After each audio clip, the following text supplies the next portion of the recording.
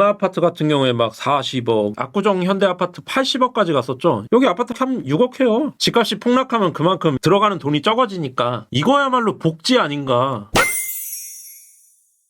목소리 길린 집값 어떻게 됐어요? 서울시 집값이 박살이 났대요. 저는 표현TV를 자주 보는데 이 아저씨가 좀 자기 자랑이 많아가지고 추천하기는 조금 가끔 보기에는 괜찮은데 오른 만큼 내려.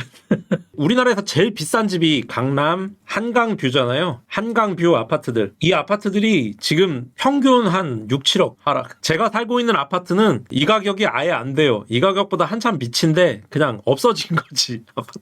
저는 이거를 보면서 한 두 가지 생각이 들었는데 이거야말로 복지 아닌가. 첫 번째 생각이. 아니 청년들이 어떻게 지금은 사실 요즘 20대는 돈을 못 벌잖아요. 공부만 하잖아요. 30살까지. 30대 초에 직장에 나와가지고 뭐 잘 받아야 월에 뭐 한 240, 50 버는단 말이죠. 그러면 1년에 3천 벌어서 어떻게 17억, 18억짜리 집을 사겠어요. 근데 집값이 폭락하면 그만큼 들어가는 돈이 적어지니까 이거야말로 청년복지다.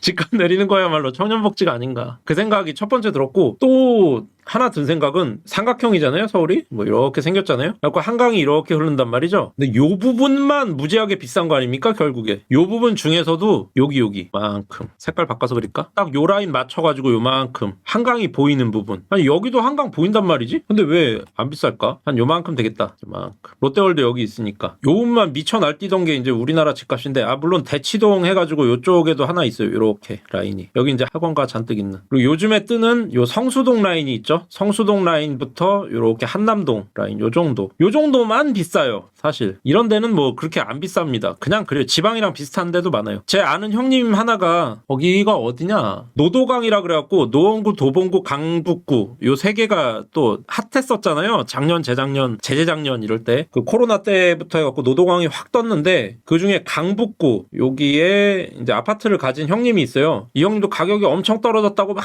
그 울상인데 여기 아파트 한 6억 해요. 지방에도 뭐 한 5억, 6억짜리 아파트는 많이 있잖아요. 그래서 서울이라고 해서 다 비싼 게 아니다. 딱 요 지역만 비싸다. 왜 이 지역만 그렇게 비쌀까? 신기해 보면은. 여기 있는 아파트 같은 경우에 막 40억 이러잖아요.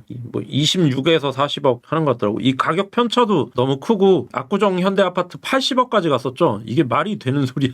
뭔가 말이 안 된다. 전에도 했었는데 우리나라 바가지잖아요. 거기서 요만한 서울에서 점 하나가 엄청 비싼 거지. 근데 이 점 하나가 전국의 집값을 다 들썩날썩 막 움직이게 만들고 이 점 하나의 가격이 떨어지면 전국의 집값이 폭락하고 오르면 또 따라 오르고 너무 이상해. 우리나라 이상한 거 뭐 한두 가지가 아니지만 집값이 진짜 이상해.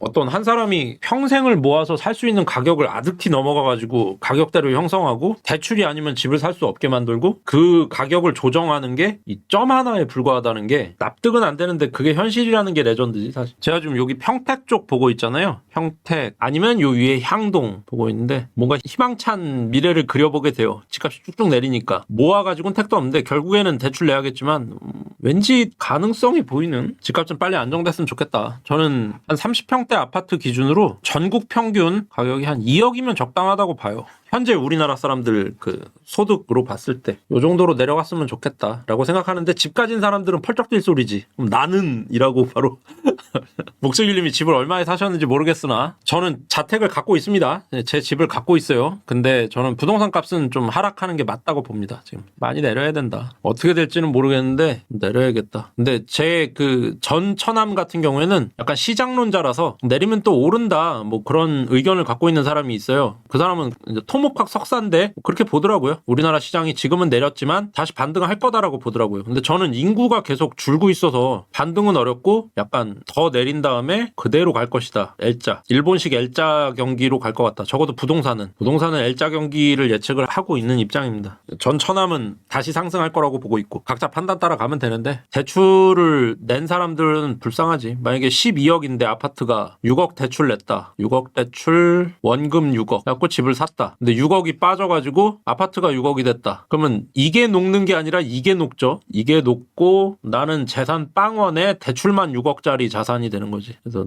하락이 참 어렵긴 해. 다음 대통령이 누굴지 모르겠는데 이거 해결할 수 있을까? 나 못할 것 같아 이거.